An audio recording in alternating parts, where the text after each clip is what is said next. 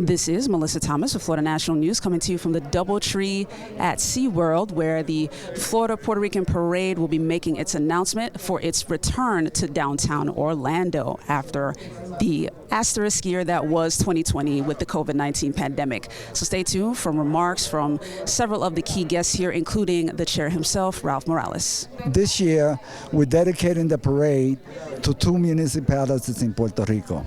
Traditionally, we have been dedicating the parade to one municipality every year. This year, we started with 2 municipalities that, although in the same geographic area in Puerto Rico, are distinct. They have their own situations that make them separate and apart from each other. We're having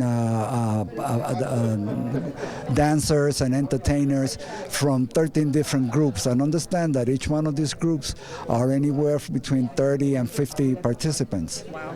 Okay, so we expect this to be a very long parade, and the fact that people have been getting floats at a rate above and beyond what we had ever experienced before. And we need to, again, make sure that we do things well, because we want to continue to grow this parade. Lastly, just tell people where they can find out more about the parade. Florida Puerto Rican Parade.org. They can go in there and get all the information. There are telephone numbers there if you need to get in touch with people. I think that the Puerto Rican culture is so incredible, and that we should be able to just let people experience it. And so the return of the Puerto Rican Parade is just such a blessing.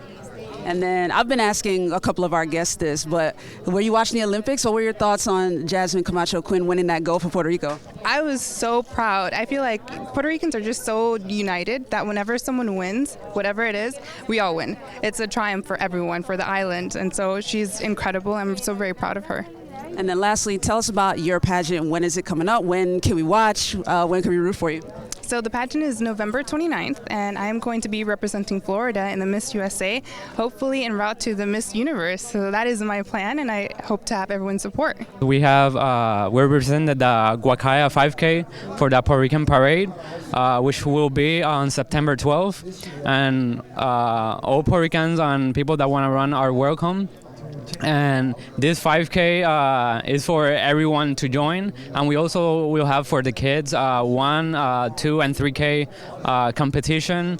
So we're really excited for this event, which will join the community and will help us, to learn from each other and to have a really fun time, and always to keep the health, because right now with COVID, this is a really important event in which we will promote the health for everyone. And then lastly, where can people find out more about the race? They can go to the Puerto Rican Parade website.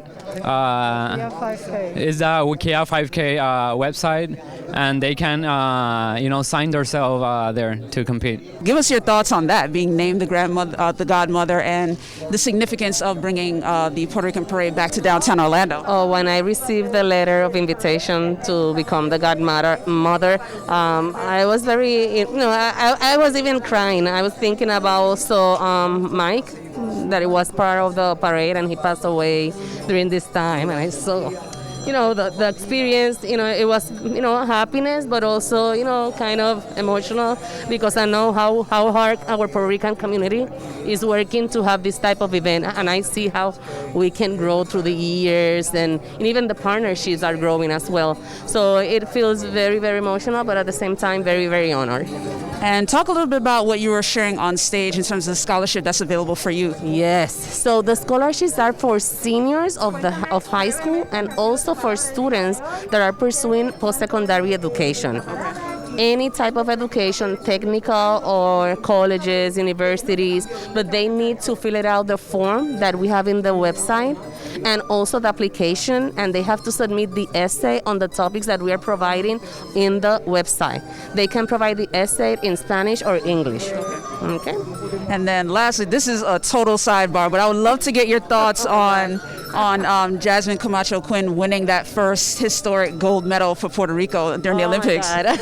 Well, as a Puerto Rican and as an Afro-Caribbean boricua, I felt so honored, so happy. It's great.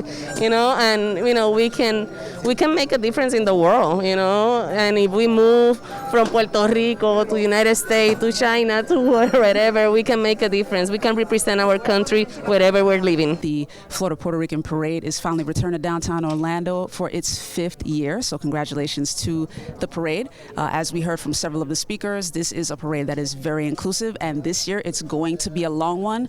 So just to give you a brief bit of visual details, they did provide a map of what the festival will look like. So this is going to be the general area, all the food vendors where they're going to be, and then obviously more of the vendors as well. This is going to be a large and sprawling festival. They did mention in their announcements that the parade route is going to change. There's going to be a restriction, so these guys are going to start at the Dr. Phillips Center area and end by Amway Center this year. So the map over here, they made sure to point that out as well. So there is a very specific route that the parade participants are going to take, and for anyone that is going to want to watch it, be sure to go to the main website, FloridaPuertoRicanParade.org. And also, if you're someone who is unfortunately not feeling well and has to stay at home due to the safety procedures for COVID-19, no worries.